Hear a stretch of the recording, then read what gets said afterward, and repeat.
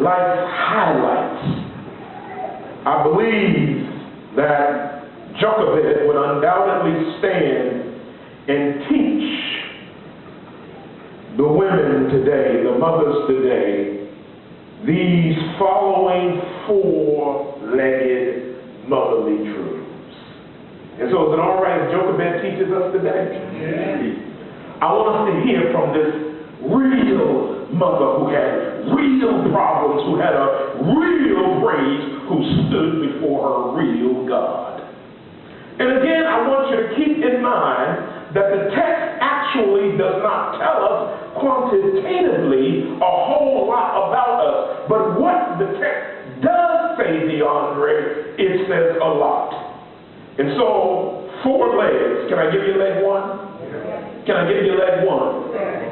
I believe that these four legs that steadied and balanced Jochebed, I believe her first leg, if she was here teaching, most especially if Jochebed was here teaching the young mothers today and the young would-be mothers today, I believe the first leg of truth that Jochebed would teach would be this. I believe she would say, start right, women of God, start right by reaching for what you are. I like that. I like that. What are you talking about, Amy? If you look right there in verse 1 of that Exodus chapter 2 text, that's where the lesson, I believe, that's where Jochebed speaks from the text. Right there in verse 1 of Exodus chapter 2. I want you to notice these words in Exodus chapter 2, verse 1. The text starts out by saying that a Levite man married a Levite woman.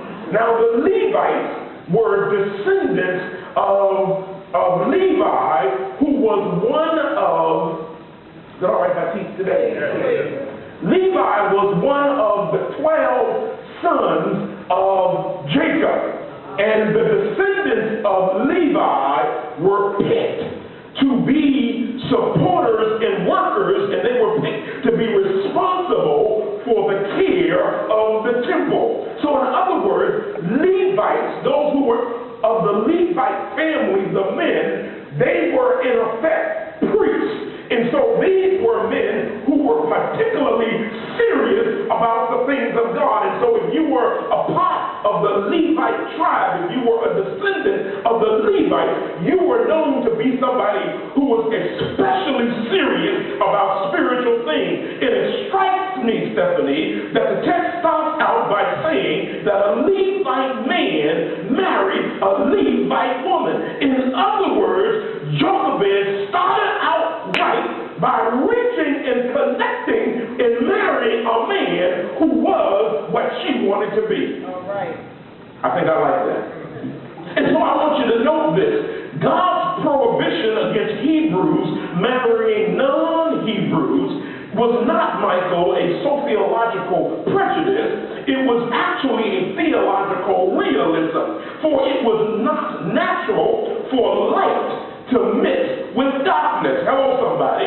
What am I trying to tell you? I'm trying to tell you, when his God, young ladies who are getting ready to get married and have children, when his God, can I talk to the young ladies? When his God is not your God, and your God is not what he vows to, deep-seated trouble grows feet and walks in your direction. Hello, somebody. Both for your marriage and your family. What am I trying to tell you? I'm trying to tell you that Jochebed started right because her baby's daddy knew who she knew. He knew what she knew, and her baby daddy wanted what she wanted. What am I trying to tell you? I'm trying to tell you, if you are trying to be a godly Gabrielle, young ladies, don't go out and get a sinful Silas. She started right. I can't miss that. I can't miss that Jochebed, first of all, started right. Some of us, in terms of our parenting of our children, we get in trouble from moment one because we start wrong. All right. Boy, I wish somebody would encourage me to teach this today. And so for those of us who have had children outside of wedlock, we ought to be reaching back and teaching younger people who still haven't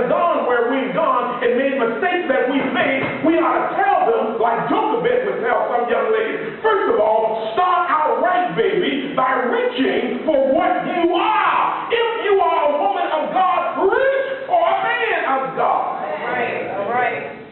Am I teaching yet? Yeah.